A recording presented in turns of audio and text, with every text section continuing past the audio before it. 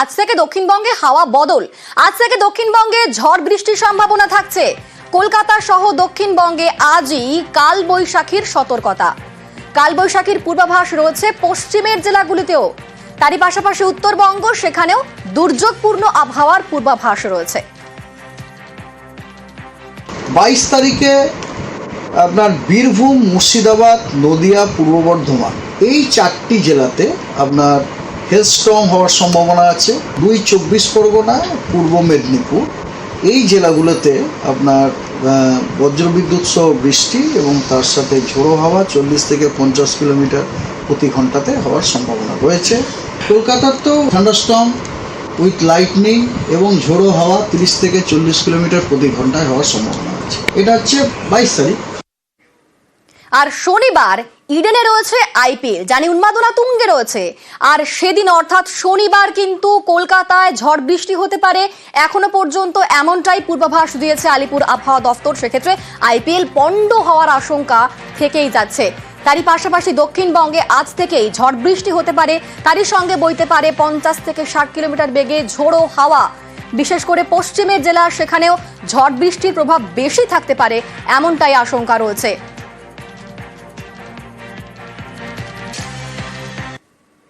তারই পাশাপাশি নজর রাখতে হবে বাঁকুড়ার দিকে, কারণ বাঁকুড়াতে সকাল থেকে মেঘলা আকাশ রয়েছে এবং যেমনটা পূর্বাভাস রয়েছে সেখানে বৃষ্টি হতে পারে আজ থেকেই।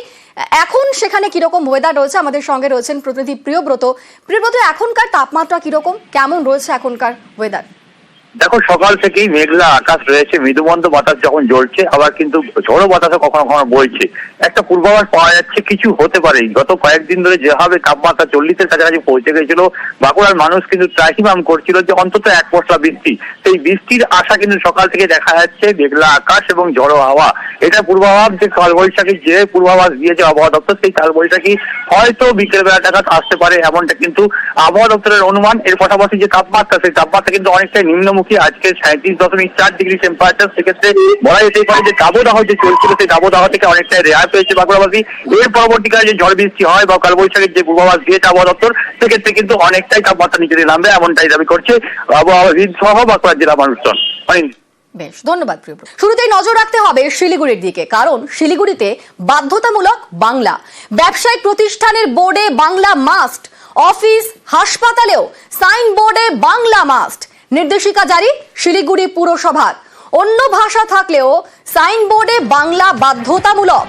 পয়লা বৈশাখের আগেই প্রস্তুতির নির্দেশ। আমাদের সঙ্গে সরাসরি রয়েছেন প্রতিনিধি পার্থ। পার্থ, ঠিক কিরকম পরিকল্পনা, একটু বিস্তারিত জানতে চাইবো তোমার থেকে।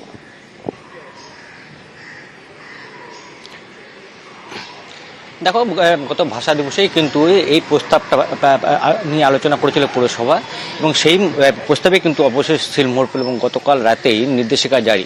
কারণ শিলিগুড়ি আমরা জানি যে নানা ভাষাভাষী মানুষের বসবাস এই শিলিগুড়িতে। একদিকে যেমন নেপালি সম্প্রদায় রয়েছে, হিন্দি সম্প্রদায় রয়েছে, পাশাপাশি কিন্তু বাঙালিরাও রয়েছে, অন্যান্য জাতিরাও রয়েছে। এই নানা ভাষাভাষীর মিশ্রণ এই শিলিগুড়িতে, সেখানে কিন্তু বাংলা ভাষা বাধ্যতামূলক। কোথায়? প্রত্যেকটি সাইনবোর্ডের ক্ষেত্রে, সে শপিং মল থেকে শুরু করে অফিস, বেসরকারি হাসপাতাল থেকে শুরু করে ডায়াগনস্টিক সেন্টার, স্কুল, কলেজ, এমনকি যেসব দোকানপাট রয়েছে বিভিন্ন মার্কেট, বিধান মার্কেট থেকে সেবক রোড, বর্ধমান রোড, বিধান রোড, সর্বত্র অর্থাৎ পুরো এলাকায় অন্য ভাষা থাকতেই পারে, সেই হিন্দি বা নেপালি বা ইংরাজি ভাষায় সাইনবোর্ড থাকতে পারে, কিন্তু বাংলা ভাষা কিন্তু বাধ্যতামূলক। কেননা এর আগে আমরা দেখেছি যে কলকাতা পুরসভা কিন্তু এমন নির্দেশিকা জারি করেছে কলকাতার ক্ষেত্রে। তারপরেই দ্বিতীয় পদক্ষেপ কিন্তু শিলিগুড়ি পুরসভার এবং মেয়র গৌতম দেব তিনি জানিয়ে দিয়েছেন যে পয়লা বৈশাখের আগেই এই সিদ্ধান্ত কার্যকরী করতে হবে। অর্থাৎ এই যে সিদ্ধান্ত নেওয়া হয়েছে, এই সিদ্ধান্তকে ব্যবসায়ীরা কিভাবে দেখছেন? কারণ তাদের তো সমস্ত বোর্ড চেঞ্জ করতে হবে। তাহলে একেবারেই তাই। আমরা সকালেই কিন্তু আজকে বিধাননগর ব্যবসায়ী সমিতির যে যুগ্ম সম্পাদক, তার সঙ্গে কথা বলেছি। তারা বিষয়টিকে স্বাগত জানিয়েছেন। তাদের প্রত্যেকেরই কিন্তু একই কথা। এরকম আমরা শহরবাসী এবং অন্যান্য ব্যবসায়ীদের সঙ্গে কথা বলেছি। তাদের একটাই কথা যে অন্য রাজ্যে যখন আমরা এখান থেকে যাই, সেখানে কিন্তু সেখানকার আঞ্চলিক ভাষাকেই প্রাধান্য দেওয়া হয়। এমনকি কোনো কোনো ক্ষেত্রে হিন্দি বা ইংরেজিতেও কিন্তু সাইনবোর্ড থাকে না, স্বাভাবিকভাবেই অনেক সমস্যার মধ্যে পড়তে হয়।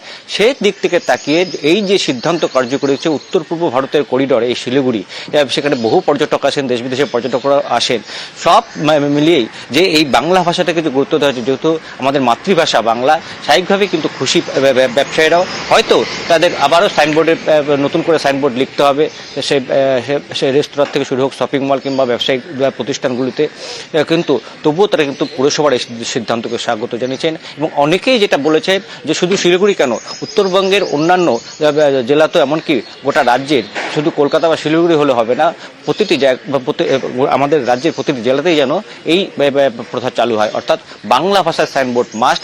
যে সিদ্ধান্ত কলকাতা পুরসভা নিয়েছে, তারপর দেখালো হলো শিলিগুড়ি পুরসভা, তা যেন অন্যান্য জায়গায় কার্যকরী হয়, সেই আওয়াজও কিন্তু উঠেছে। এক্ষেত্রে ডেডলাইন কবে দেওয়া হয়েছে, কবে কাজ শেষ করতে হবে?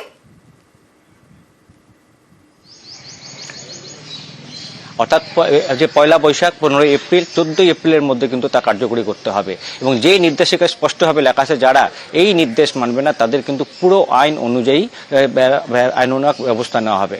অর্থাৎ যে সিদ্ধান্ত পুরসভা নিয়েছে তা কার্যকরী করতেই হবে। এবং পয়লা বৈশাখের আগেই কিন্তু পয়লা বৈশাখ বাংলা নববর্ষ, বাঙালিদের নববর্ষ, সেই দিনটাকে সামনে রেখেই কিন্তু এগোচ্ছে শিলিগুড়ি পুরসভা। বেশ, ধন্যবাদ পার্থ। আর এই সিদ্ধান্তে সাধারণ মানুষ তারা কি বলছেন শুনুন। বাংলা সমর্থন করছি, কিন্তু এর বাইরে ইংলিশ এবং হিন্দিটাও রাখতে হবে, যাতে সমাজের সব স্তরের মানুষ উপকৃত হন এবং বুঝতে সুবিধা হয়। বাংলায় অবশ্যই থাকা উচিত, কিন্তু শিলিগুড়ি তো শুধু বাংলাভাষীর জায়গা না, কসমোপলিটন শহর। এখন সব ভাষাকেই সম্মান দিতে হবে। শুধু বাংলা চাপিয়ে দেওয়াটা আমার মনে হয় না খুব একটা সঠিক সিদ্ধান্ত। 100 বার থাকতে পারে অন্য ভাষা। বাংলাকে সম্মান দেওয়া তো ওটা ভালো, যেহেতু আমরা বাঙালি। সাধুবাদ জানাচ্ছি। উচিত বাংলায় দেওয়া, যেহেতু ওয়েস্ট বেঙ্গলে থাকি, তাই আমরা বাঙালিটা থাকা দরকার, একদম সমর্থন করছি। আন্তর্জাতিক ভাষা দিবস এই ঘোষণা করেছিলেন মেয়র, বাংলা বাধ্যতামূলক করতে এবার নির্দেশিকা। শিলিগুড়ি বাংলারই একটি শহর, বাংলা ধ্রুপদী ভাষা হিসেবে স্বীকৃতি পেয়েছে। অন্যান্য ভাষার সাইনবোর্ড থাকতে কোনো অসুবিধা নেই, কিন্তু বাংলা ভাষার সাইনবোর্ড সমস্ত জায়গাতে যাতে লাগানো হয় এবং সেটা বাধ্যতামূলক হয়, আমরা সেই সিদ্ধান্ত পুর বোর্ড থেকে নেব। আমাদের পুরসভার থেকে নজরদারি এবং অনুরোধ থাকবে। 2026 বিধানসভা নির্বাচন, সেটাই এখন পাখির চোখ। তার আগেই বিভিন্ন জায়গায় পোস্টার যুদ্ধ শুরু হয়ে গিয়েছে, বিজেপি বনাম তৃণমূল। আমরা সেই খবর আগেও দেখিয়েছি আপনাদের, আর এবার দেখাবো ডুয়ার্সের খবর। ডুয়ার্সে জোর পোস্টার যুদ্ধ। ভোটের অনেক আগেই পোস্টারের লড়াই ধূপগুড়িতে। বিজেপিকে আক্রমণ করে শহরে তৃণমূলের পোস্টার পড়েছে।